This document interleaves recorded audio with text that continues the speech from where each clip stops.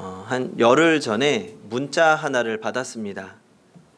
우리 교회가 속한 대한예수교 장로회 총회에서 총회장 이름으로 보낸 문자였습니다. 다름이 아니라 오늘 8월 11일 주일 예배는 총회 산하의 모든 교회들이 광복 감사주일 예배로 드리기를 권면한다는 메시지였습니다. 보통 이런 특별 예배에 대한 권면은 이 노회를 통해서 편지로 도착합니다. 그런데 이번에는 급하게 모든 교회 목사님들에게 문자 메시지로 먼저 권면을 한 것입니다. 아무래도 지금 우리나라가 닥쳐 있는 여러 가지 문제들 가운데 나라를 위해서 함께 기도해야 할 때라고 여겨진 것 같습니다. 오늘 느헤미야서에는 민족적인 큰 문제를 풀어가는 이야기가 기록되어 있습니다. 그 문제란 무너진 예루살렘을 재건하는 것이었습니다. 예루살렘은 주전 586년에 바벨론 제국의 느부갓네살 왕에게 처참하게 무너졌습니다. 예루살렘이 어떤 곳입니까? 일찍이 다윗은 여부스 사람들이 살던 산성을 정복했고 자기 이름을 따라서 다윗성이라고 불렀는데 그 성이 예루살렘입니다.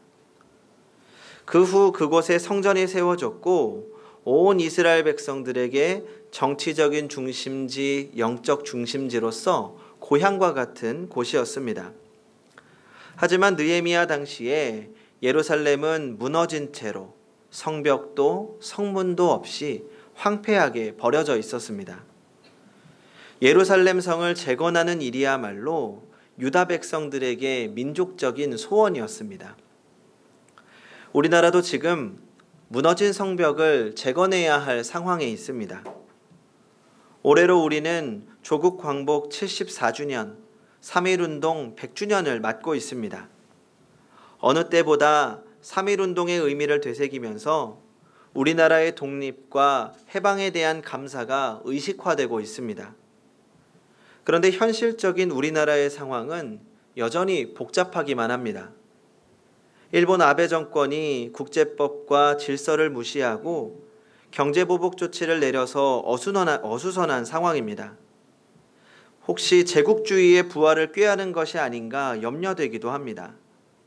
지난달에는 러시아와 중국이 영공을 침공했고 북한은 미사일을 발사했습니다.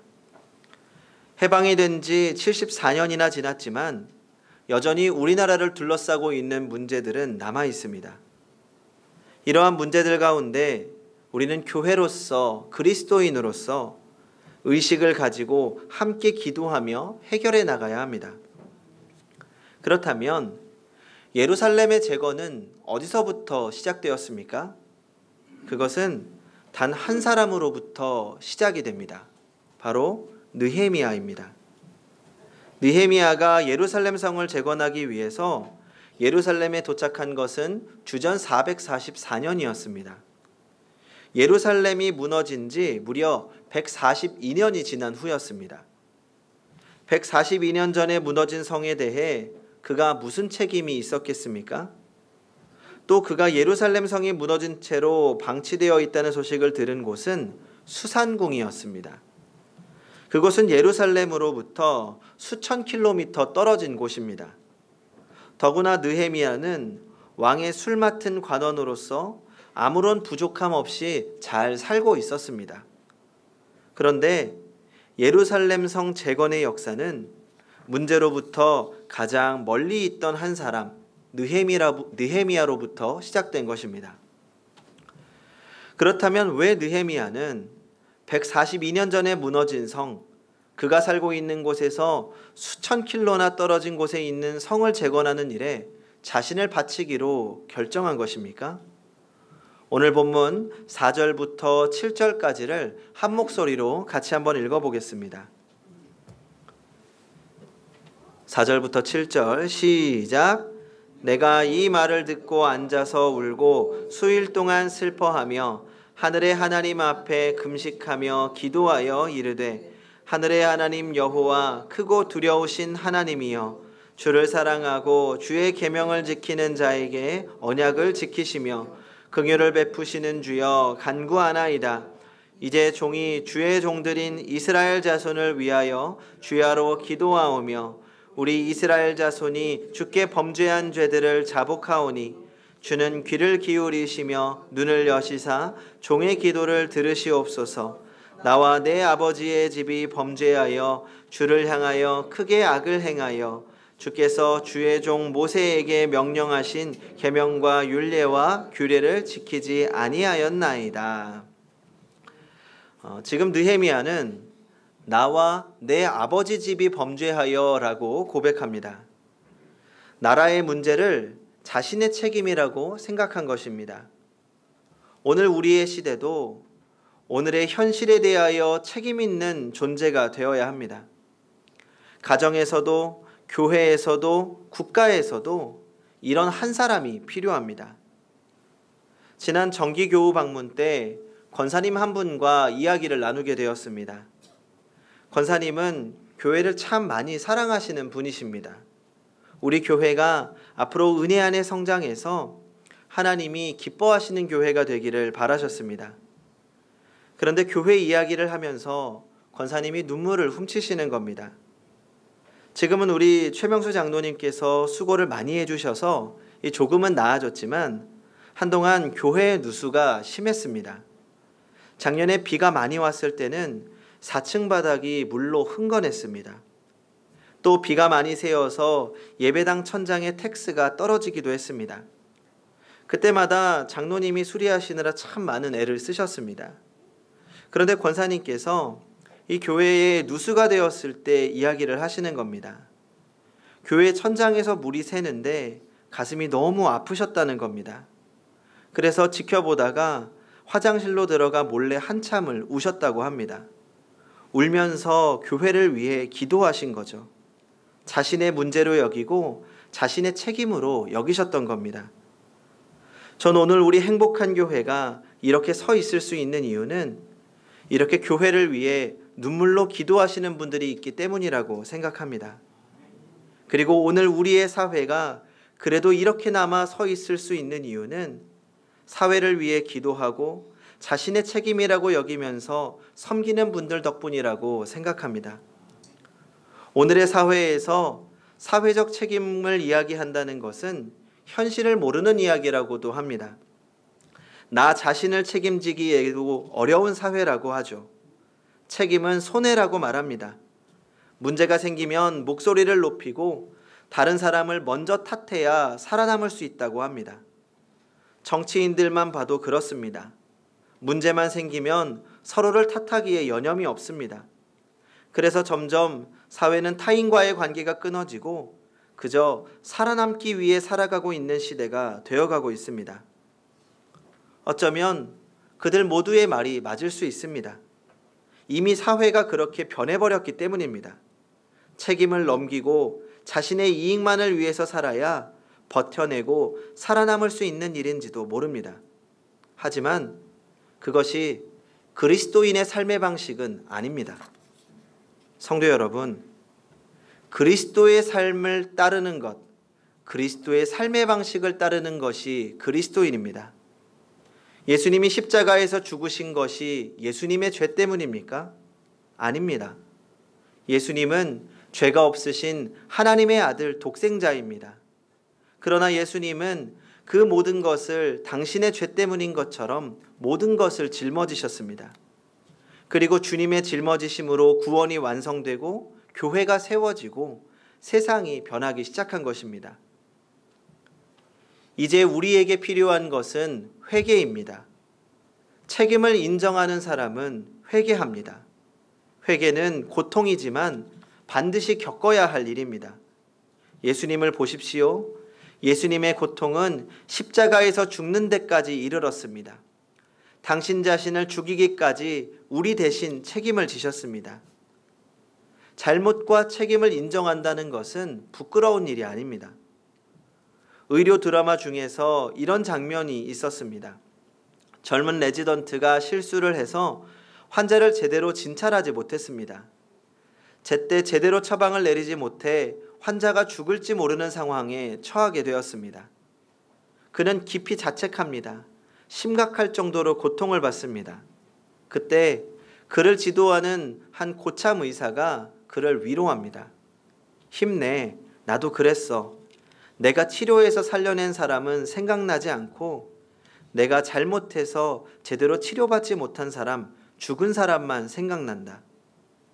이 대목이 인상 깊습니다.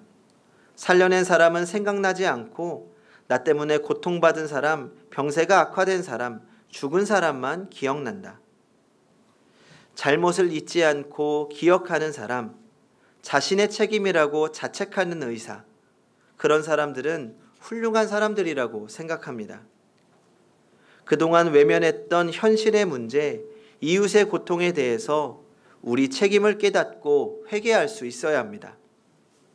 그 다음 우리가 해야 할 일은 재건하는 것입니다.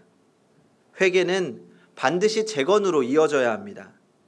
재건하지 않는 회개는 회개가 아닙니다. 회개는 행동입니다.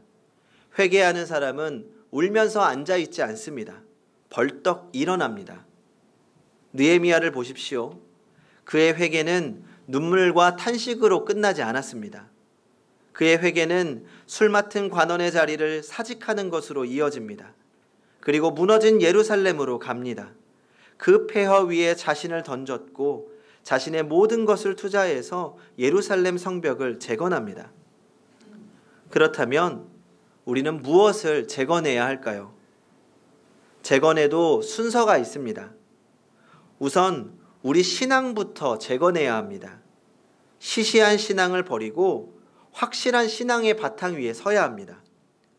그렇게 되기 위해서 가장 먼저 예배가 재건되어야 합니다. 충실한 예배자가 되시기를 바랍니다. 예배는 우리가 하는 모든 일의 기초이면서 으뜸입니다. 예배 없는 사역, 예배 없는 헌신은 잘못된 것입니다. 사회적 책임만을 강조한 나머지 우리 신앙의 기초를 무시한다면 그것은 모래 위에 쌓은 성 같습니다. 우리는 점점 무너져가는 예배를 먼저 재건해야 합니다. 또 기도를 재건해야 합니다. 느헤미야는 기도를 통해 성벽 재건을 이루었습니다. 오늘 본문 11절을 보시기 바랍니다. 같이 읽어보겠습니다. 시작. 주여 구하오니 귀를 기울이사 종의 기도와 주의 이름을 경외하기를 기뻐하는 종들의 기도를 들으시고 오늘 종이 은혜를 입게 하옵소서 하였나니 그때에 내가 왕의 술관원이 되었느니라. 우리는 나라를 위해 기도해야 합니다. 오늘날에도 구국기도회, 나라를 위한 기도회가 종종 열립니다. 안타까운 것은 이 구국기도회가 나라를 위한 기도회가 아니라 정치적인 목적으로 사용될 때가 많다는 것입니다. 우리는 정치적인 이념을 넘어서 나라가 하나님 안에서 바로 세워지고 정직과 공의가 회복될 수 있도록 하나님의 통치하심을 위해 공동체를 위한 기도가 재건되어야 하는 것입니다. 그리고 우리는 이 땅에 복음 전도 운동을 재건해야 합니다. 우리나라가 일본에 강제 병합될 무렵 우리 선배들은 100만인 구령운동을 전개했습니다. 100만 명의 그리스도인을 위해서 복음을 전하며 힘을 내자고 하는 운동이었습니다. 나라는 잃어도 백성들의 가슴에 복음을 심어 언젠가 독립의 초석이 되게 하겠다는 생각을 가진 것입니다. 시작은 1909년이었습니다. 스톡스 선교사, 캠블 선교사, 리드 선교사가 사경회와 기도회를 인도했습니다. 이 집회에 참석했던 이들이 감리교 연합회에 참석해서 20만 명의 영혼을 그리스도에게로 라는 주제를 채택합니다. 그 후에 복음주의 선교연합공의회에서 100만 심령을 그리스도에게로 라는 목표로 설정합니다. 1910년 4월 일본의 병합되기 석 달 전에 열린 장로교 동로회에서도 같은 주제를 확인했습니다. 그리고 사람들은 물질을 드렸고 물질이 없는 사람들은 날을 들여 전도에 힘썼습니다. 날 연보라고 해서 자신이 정한 날에 복음을 전하는 활동을 한 것입니다. 이 활동에 대해서 베어드 선교사가 코리아 미션 필드에서 이렇게 보고합니다. 고되고 가난한 생활을 하는 한국 사람들은 도급 10만 날을 이 사업에 바쳤는데 지난 겨울에 개인 전도에 사용한 날수는 7만 6천 날이었고 금년 가을에도 수백 명의 한인 전도인들이 가가호호를 신방하는 활동과 대집회에 출석한 구도인들과의 개인 접촉을 위하여 한 달을 온통 바쳤다. 수백만 매의 전도지와 한인 신자들이 대금을 내고서 믿지 아니하는 동포들에게 70만 권의 마가복음을 무료로 배부하면서 복음을 읽고 믿으라는 간곡한 권고와 간절한 기도를 드렸다. 한국인 가정치고 신방받지 아니한 가정이 거의 없었고 신방의 결과를 얻기 위하여 수천 명의 한국인들이 매일 기도를 올리고 있다. 이로 인해서 기독교인들이 엄청나게 증가했고 후에 이들은 일제와 맞서 싸우는데 기초가 되었습니다. 그 후에 3.1운동, 국채보상운동, 교육운동, 경제부흥운동의 밑바탕에는 이때 얻어진 기독교인들의 헌신이 있었습니다. 해방 후에도 대한민국의 건국, 새마을운동, 현대화의 과정에 수많은 기독교인들의 헌신이 있었습니다. 복음으로부터 시작된 공동체의 재건인 것입니다. 지금도 다른 어떤 방법이 아니라 복음으로부터 재건이 출발해야 합니다. 그리고 무엇보다 우리는 양심을 재건해야 합니다. 지금 한국 교회는 참 부끄러운 모습을 많이 드러내고 있습니다. 분열, 갈등과 대립, 타락, 세속화, 교권 다툼, 정직하지 못한 부분, 성도들의 갈등, 목회자의 부패, 상류층 기독교인들의 부정, 이런 기독교인들의 이야기가 너무나도 부끄럽습니다. 뉴스에도 교회 이야기가 오르내립니다. 그러나 나와 상관없는 다른 교회, 다른 사람의 이야기가 아니라 나의 문제, 나의 회복이 되어야 합니다. 사회 규범을 잘 지켜야 합니다. 정직해야 합니다. 성실해야 합니다. 반듯해야 합니다. 이 민족 앞에 부끄럽지 않은 그리스도인이 되어야 합니다. 그리고 사역을 재건해야 합니다. 해방 직후 우리나라가 빠르게 안정을 찾을 수 있었던 가장 큰 이유 중 하나는 교회에 있었습니다. 교회들이 공동체의 회복을 위해서 각자 필요한 부분의 역할을 감당했습니다.